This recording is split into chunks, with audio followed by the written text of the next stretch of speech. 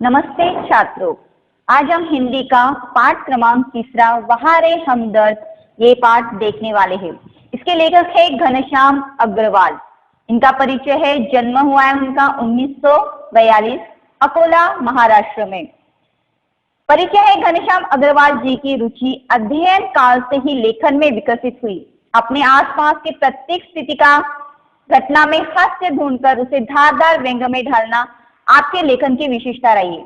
यानी कि जो घनश्याम अग्रवाल थे, इतने जो अच्छे लेखक थे जिन्होंने क्या किया था कि हर एक जो भी उनके सामने जीवन में जो भी घटनाएं आती थी, ऐसे घटनाओं में हमेशा वो हास्य ढूंढते रहते थे। इसीलिए वो यहाँ पर ये जो गद्य संबंधी उन्होंने ये बताया हुआ है कि प्रस्तुत हास्य व्यंग निबंध में लेखक ने दुर्घटना के माध्यम से विनोद को बड़े ही रोचक ढंग से व्यक्त किया। हमदर्दी भी कभी कभी किस तरह पीड़ादायी बन जाती है, यह बहुत ही सुंदर तरीके से दर्शाया है। यानी कि घनश्याम अग्रवाल जैसे एक दिन क्या हुआ था कि कहीं भाषण सुनने के लिए गए थे और रास्ते में जाते जाते जब अपने घर लौट जा रहे थे, तब क्या हुआ था, एक कार सामने से आई और उनकी दुर्घटना हो गई।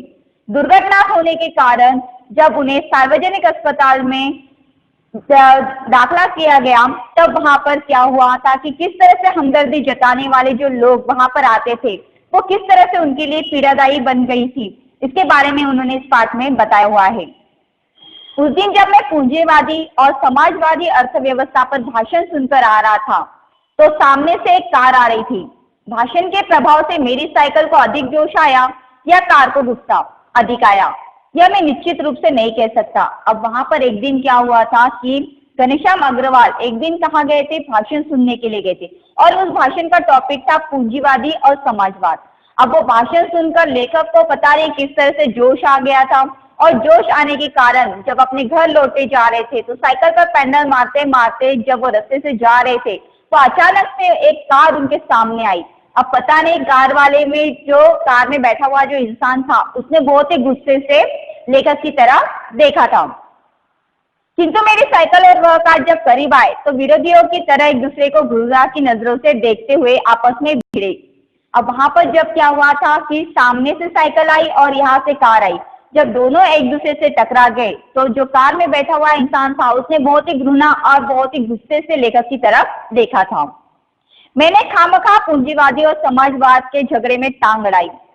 अब वहां पर जो लेखक को क्या समझ में आया, लेखक को लगा कि बिना वजह मैंने यहाँ पर जो समाजवाद और पूंजीवाद में अपनी टांग अड़ाई है, फलस्वरूप मेरी टांग टूट गई। और वो जो दुर्घटना हुई थी, उस दुर्घटना में क्या हुआ था कि लेखक की टांग टूट गई थी। दुर्घटना के बाद आज भी इंसानियत कायम है, यह सिद्ध करने के लिए कुछ लोग मेरी तरफ दौड़े। अब जहाँ एक्सीडेंट लेखक का हुआ था, तो हम हमेशा देखते रहते हैं कि जब सड़क पर कोई एक्सीडेंट होता है तो वो इंसान बहुत घंटों तक वहां पर रास्ते पर पड़ा रहता है, पर कहीं ना कहीं किसी इंसानों में ऐसी इंसानियत तो जागी होती है, तो वही इंसानों ने वहां पर दौड़ के लेखक के पास गए और उनको उठाकर सार्वजनिक अस्पताल में भर्ती किया गया। आंख खुली तो मैंने अपने आप को एक बिस्तर पर पाया। इर्द गिर्द कुछ परिचित अपरिचित चेहरे खड़े थे। आंख खुलते ही उनके चेहरे पर उत्सुकता की लहर दौड़ गई।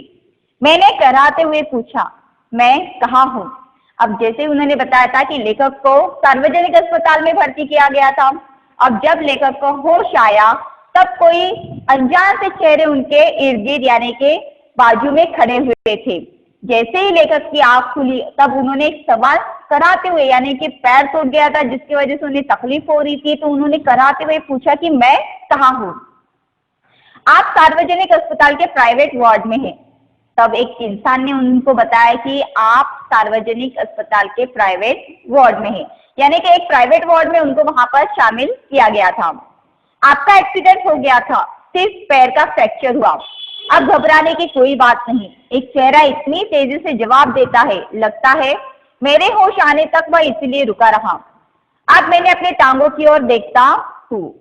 मेरी एक टांग अपनी जगह पर सही सलामत थी और दूसरी टांग रेत की थैली के सहारे एक स्टैंड पर लटक रही थी। अब उन्होंने यह बताया था कि जब लेखक को प्राइवेट वार्ड में जब उनको एडमिट किया गया था और उनका एक्सीडेंट हो गया था, जिसकी वजह से उनका एक पैर फ्रैक्चर हो गया था। अब वहां पर जैसे एक इंसान ने जैसे क्या किया, वो जैसे लेखक को की होश में आने की राह देख रहा था। जैसे लेखक होश में आते और पूछते मैं कहाँ हूँ, तो सीधा जवाब देते कि वो आप सार्वजनिक अस्पताल के प्राइवेट वार्ड में हैं, आप क्या एक्सीडेंट हो चुका था, आपका एक पैर फ्रैक्चर हो गया है और ज्यादा कोई नुकसान नहीं हुआ है, कोई घबराने की बात बिल्कुल भी नहीं है। जैसे लेखक को ऐसा लग रहा था कि ये इंसान कहीं मेरे होश आने के बारे में या मेरे होश आने की राह तो नहीं देख रहा था। अब मैंने अपनी टांगों की ओर देखा हूँ, मेरी एक टांग अपनी जगह पर सही सलामत थी और दूसरी टांग रेत की थैली के सहारे स्टैंड पर लटक रही थी। अब वहां पर देखो, जब पुराने जमाने में क्या करते थे, अगर किसी का पैर फ्रैक्चर हो जाता था, किसी की टांग टूट जाती थी, तो उसको प्लास्टर लगाकर क्या करते थे, एक रस्सी के सहारे क्या करते थे, वो जो बेड था उस बेड पर क्या करते थे, एक रेत जो एक थैली में भरकर उसकी टांग को क्या कर देते थे, लटका देते थे। टांग का टूटना यानी सार्वजनिक अस्पताल में कुछ दिन रहना। अब देखो, जो उनके जो लेखक थे उनके दिमाग में क्या हुआ, एक मुहावरे ने जन्म लिया, टांग का टूटना मतलब क्या है कि सार्वजनिक अस्पताल में कुछ दिन रहना। सार्वजनिक अस्पताल का ख्याल आते ही मैं कांप उठा। अस्पताल वैसे ही खतरनाक शब्द होता है, फिर यदि उसके साथ सार्वजनिक शब्द चिपका हो तो समझो आत्मा से परमात्मा के मिलन होने का समय आ गया। अब मुझे यूं लगा कि मेरी टांग टूटना मात्र एक घटना है और सार्वजनिक अस्पताल में भर्ती होना दुर्घटना। अब हर एक इंसान जो है अस्पताल के नाम से तो घबराता ही, कोई भी बीमारी रहे, एक्सीडेंट रहे, हर एक इंसान को अस्पताल से डर लगता है, और खासकर सार्वजनिक अस्पताल। सार्वजनिक अस्पताल में क्या होता है कि जहां पर एक जो बड़ा सा रूम होता है उसमें बहुत सारे इंसानों को एक जगह पर रखा जाता है, वहां पर अच्छे से देखभाल नहीं होती है। सार्वजनिक अस्पताल में अगर जाने के बाद कोई सार्वजनिक अस्पताल में जाने की सोच भी नहीं सकता, क्योंकि हर एक इंसान जो है प्राइवेट अस्पताल में जाने के बारे में सोचता है। पैसा वहां पर भरपूर लगता है, ज्यादा लगता है, पर वहां पर अच्छे से देखभाल भी इंसान की होती है। पर सार्वजनिक अस्पताल में ऐसी देखभाल नहीं होती, जिसकी वजह से लेखक को बहुत ज्यादा घबराहट हुई थी।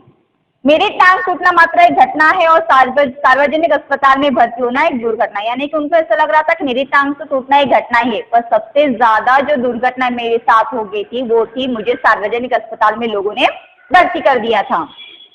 टांग से ज्यादा फिक्र मुझे उन लोगों की हुई जो हमदर्दी जताने मुझसे मिलने आए।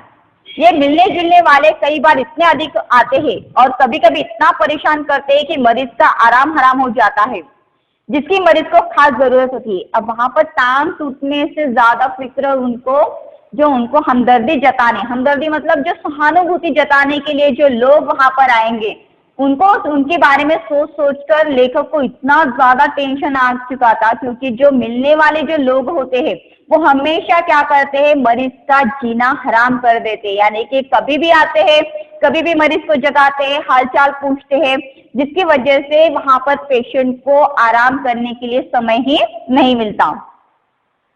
जनरल वार्ड तो एक नियम होता है कि आप मरीज को एक निश्चित समय पर आकर ही तकलीफ दे सकते हैं, किंतु प्राइवेट वार्ड यह एक खुला निमंत्रण है। हे मेरे परिचितों, रिश्तेदारों, मित्रों, आओ, जब जी चाहे आओ, चाहे जितनी देर रुको, समय का कोई बंधन नहीं है। अब लेखक को यह लगा था, क्योंकि वो जो लोगों ने उनको सार्वजनिक अस्पताल के प्राइवेट वार्ड में तो वहां पर दाखिला कर दिया था, अब वहां पर उनको ऐसा लगा था कि जनरल वार्ड अगर हाँ, तो वहां पर लोगों का आना जाने का समय निश्चित होता है, सुबह जो भी है 10 से 12 या दोपहर में 4 से 7 तक। वहां पर क्या होता है कि पेशेंट को मिलने के लिए हर एक इंसान को वहां पर टाइम दिया जाता है। पर अगर प्राइवेट वार्ड रहा तो वहां पर एक अकेले रूम में जो है पेशेंट पड़ा रहता है, और वहां पर क्या होता है कि कोई भी आ सकता है, कोई भी जा सकता है, वहां पर समय की कोई भी पाबंदी नहीं रहती। तब लेखक जैसे मानो ऐसे कर रहे हैं कि अपने रिश्तेदारों को, परिचितों को जैसे निमंत्रण दे रहे कि आओ, जब जी चाहो आओ और मुझे परेशान करो। अपने सारे बदले लेने का यही वक्त है, बदले का बदला और हमदर्दी की हमदर्दी। मिलने वालों का ख्याल आते ही मुझे लगा मेरी दूसरी टांग भी टूट गई। अब वहां पर उन्होंने क्या किया था कि जैसे उनको ऐसा लगा था कि ये जो मुझसे मिलने के लिए जो लोग आएंगे वो हमदर्दी जताने के लिए नहीं आएंगे, बल्कि अपना बदला लेने के लिए मेरे पास आएंगे। जैसे मेरी एक टांग नहीं बल्कि मेरे दोनों के दोनों टांग जैसे टूट गई है। मुझसे मिलने के लिए सबसे पहले वे लोग आए जिनकी टांग या कुछ और टूटने पर मैं कभी उनसे मिलने गया था। मानो वे इसी दिन का इंतजार कर रहे थे कि कब मेरी टांग टूटे और कब वे अपना एहसान चुकाए। इनकी हमदर्दी में यह बात खास छिपी रहती है कि देख बेटा, वक्त तब पर आता है। अब लेखक को ऐसा लग रहा था कि जैसे मेरी जो टांग टूटी थी और मुझे जो सबसे पहले जो देखने के लिए वो लोग आए थे जिनकी टांग या कभी वो बीमार थे या कभी अस्पताल में भर्ती कर दिए गए थे, और जब मैं उनसे मिलने के लिए या सहानुभूति दर्शाने के लिए जब मैं वहां पर गया था, वही लोग मुझसे हमदर्दी जताने के लिए सबसे पहले आए हैं। और जैसे उनके आंखों में ऐसा लग रहा था कि देख बेटा, समय तो सब पे आता है, जैसे तू हमें वहां पर सहानुभूति दर्शाने के लिए आया था, हमदर्दी जताने के लिए आया था, उसी तरह से हम भी तुझे हमदर्दी दिखाने के लिए यहाँ पर आए हैं। दर्द के मारे एक तो मरीज को वैसे ही नींद नहीं आती, यदि थोड़ी बहुत आ भी जाए तो मिलने वाले जगा देते हैं, खासकर वे लोग जो सिर्फ औपचारिकता निभाने आते हैं। अब उन्होंने बताया था कि कोई भी अगर मरीज रहता है, बीमार रहने के कारण, दर्द के कारण एक तो उसे बड़ी मुश्किल से नींद आती है। थोड़ी बहुत अगर मिल भी जाए या नींद आ भी जाए तो वहां पर क्या होता है कि जो मरीज को देखने के लिए जो लोग आते हैं वो उसको जगाकर उसका हालचाल पूछते हैं, यानी कि थोड़ी बहुत अगर नींद भी आ जाती है तो वहां पर वो क्या करते हैं, उसको जगा देते हैं और औपचारिकता निभाते हैं, दिखावा करते हैं कि देखो हम तुम्हें मिलने के लिए यहाँ पर अस्पताल में आए हैं। इन्हें मरीज से हमदर्दी नहीं होती, ये सिर्फ सूरत दिखाने आते हैं। ऐसे में एक दिन मैंने तय किया कि आज कोई भी आए मैं आंख नहीं खुलूंगा, चुपचाप पड़ा रहूंगा।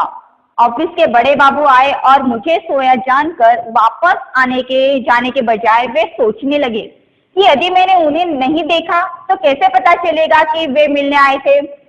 अंततः उन्होंने मुझे धीरे से हिलाना शुरू किया। फिर भी जब आंख नहीं खुली तो उन्होंने मेरी टांग के टूटे हिस्से को जोर से दबाया। मैंने दर्द के मारे कुछ चीखते हुए जब आंख खोली तो वो मुस्कुराते हुए बोले, कहिए अब दर्द कैसा है। अब वहां पर जो उन्होंने बताया था कि एक दिन लेकर इतना ज्यादा जो है लोगों से परेशान हो चुका था कि एक दिन उसने सोच लिया था कि आज कोई भी आए मैं बिल्कुल आंख नहीं खोलूंगा, मैं बिल्कुल वहां पर सोने का नाटक करूंगा, यानी कि कोई भी आए मैं नहीं जागूंगा। पर एक दिन क्या हुआ, जहाँ लेखक काम करते थे वहां के उनके जो बड़े साहब उनसे मिलने के लिए आए और लेखक ने क्या कर दिया, चुपके से अपनी आंखें बंद कर ली और उन्होंने यह जताया कि जैसे मैं सोया हुआ हूँ। अब वहां पर उनके बड़े साहब गए प्राइवेट वार्ड में, उन्होंने जैसे सब प्रवेश किया तो उन्होंने देखा कि लेखक सोए हुए। पर अब उनको ऐसा लगा कि मैं अगर वापस जाऊंगा तो उनको कैसे पता चलेगा कि मैं वहां पर आया था उनको देखने के लिए। तब वहां पर उन्होंने क्या किया कि जो लेखक की जो टूटी टांग थी वो टूटी टांग को उन्होंने क्या कर दिया, जोर से दबाया। अब जो टूटी टांग थी और उसको अगर दबा दिया जाता है उतना इतना ज्यादा दर्द हुआ कि लेखक जोर से कराते हुए चिल्लाया। और वहां पर जो उन्होंने क्या किया, फिर जो मैं जो नाटक कर रहा था सोने का, उन्होंने मुझे जगा दिया। ऑफिस के बड़े बाबू आए और मुझे सोया जानकर वापस जाने के बजाय वे सोचने लगे कि यदि मैंने उन्हें नहीं देखा तो कैसा पता चलेगा कि मैं मिलने आया। अंततः उन्होंने मुझे धीरे से हिलाना शुरू किया। फिर भी जब आंख नहीं खुली तो उन्होंने मेरी टांग के टूटे हिस्से को जोर से दबाया।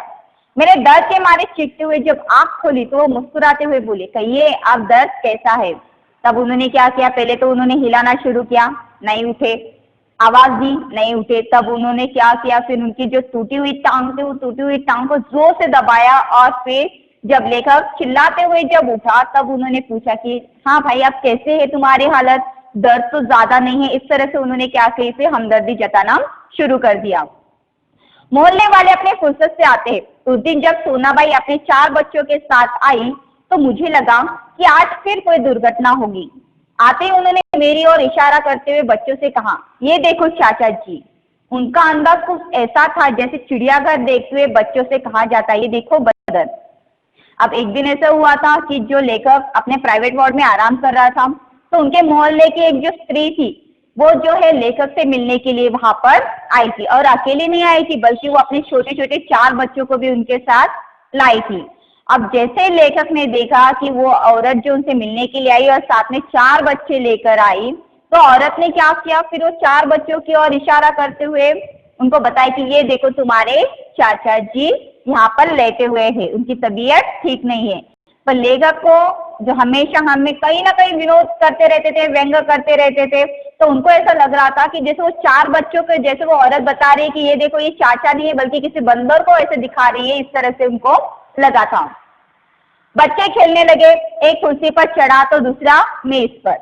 सोनाबाई की छोटी लड़की दवा की शीशी लेकर कथकली डांस करने लगी। रप रप की आवाज ने मेरा ध्यान बटाया। क्या देखता हूँ कि सोनाबाई एक लड़का और मेरी टांग के साथ लटक रही रेत की थैली पर बॉक्सिंग की प्रैक्टिस कर रहा था। अब देखो, जो 4 बच्चे थे, अब बच्चे हैं तो नटखट तो होंगे, कहीं पर भी चुपचाप नहीं बैठेंगे। अब वहां पर जो वार्ड था, वो जो रूम था, उसमें कोई बेड पर चला गया, कोई बेंच पर बैठ गया, कोई टेबल पर खड़ा हो गया, और जो साथ में एक छोटा सा लड़का जो आया हुआ था, जो लेखक की टांग जो थैले के साथ, रेत के थैले के साथ जो टंगी हुई थी, उस थैले के पास गया और वो लड़का क्या करने लगा, उस थैले के साथ बॉक्सिंग करने लगा। जो दवाइयां रखी हुई थी उसमें से एक लड़की ने वो दवाई की बोतल उठाई और उसे जोर जोर से हिलाने लगी और कथकली का डांस करने लगी। क्या देखता हूँ कि सोनाबाई एक लड़का मेरी टांग के साथ लटक रही रेती की थैली पर बॉक्सिंग की प्रैक्टिस कर रहा है। मैं इसके पहले उसे मना करता, सोनाबाई की लड़की ने दवा की शीशी पटक दी। सोनाबाई ने एक पल लड़की को घूरा, फिर हंसते हुए बोली, भैया पेड़े खिलाओ, दवा गिरना शुभ होता है। अब जैसे लड़की ने क्या किया था, दवाई की बोतल ही कांच की शीशी थी, उसको हिला रही थी, डांस कर रही थी, और एकदम से वो जो दवाई की शीशी थी, वो जो बोतल थी, वो जमीन पर गिर गई। और जमीन पर गिरने की वजह से वो दवाई टूट गई, जिसकी वजह से सोनाबाई ने क्या किया, वो लड़की की तरफ गुस्से से देखा।